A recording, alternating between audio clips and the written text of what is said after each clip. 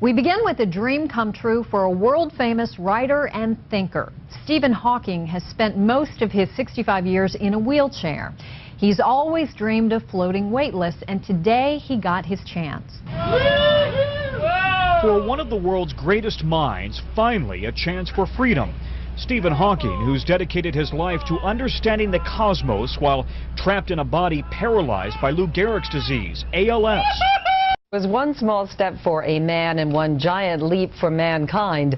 Famed physicist Stephen Hawking believes our future lies in space, and on Thursday he became the first disabled man to see what outer space really feels like. It's been many years since I've been free of my wheelchair.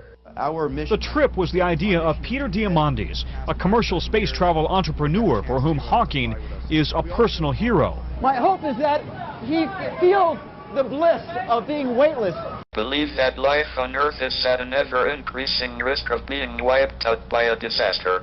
I think the human race has no future if it doesn't go into space. Such an amazing man, really is. And looked so happy. Yeah, I mean, that's a great story. That was just a what did they say, 40 time. years in a wheelchair to be floating in space is pretty cool.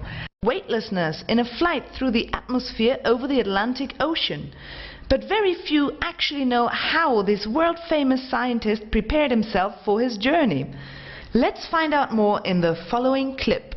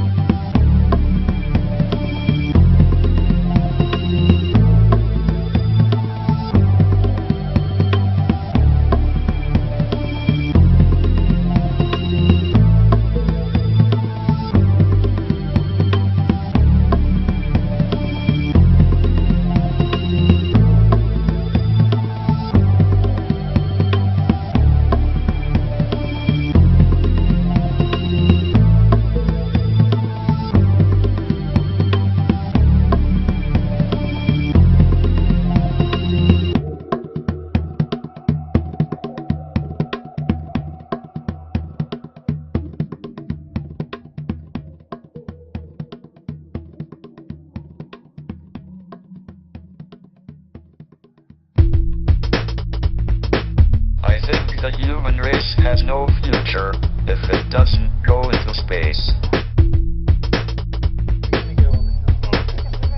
Yes. Space, here I come.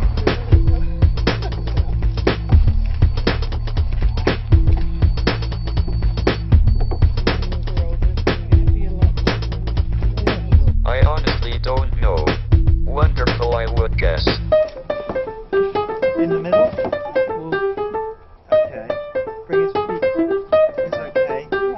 Got your back if you...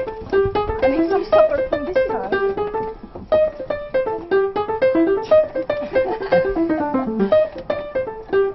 Right. Close. Space, here I come.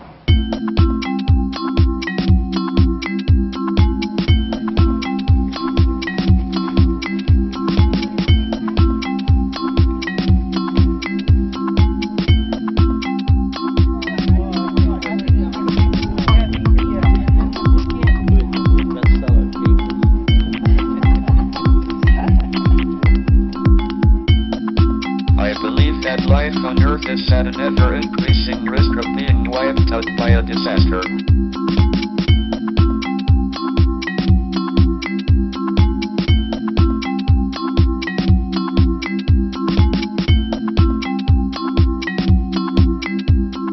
Shall we get the whip out? No, I think we can... You think you can handle it? I think I can handle it.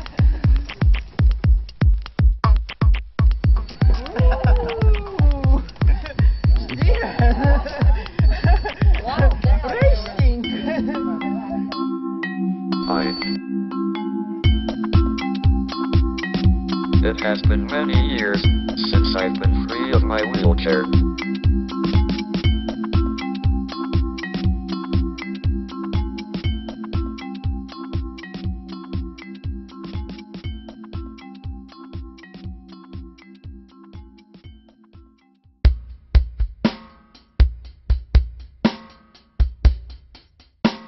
The setting was a pristine 6,000-acre stand of piney woods northwest of Houston, where some of the world's most brilliant scientists, theoretical physicists who ponder the universe's deepest questions, chose to gather.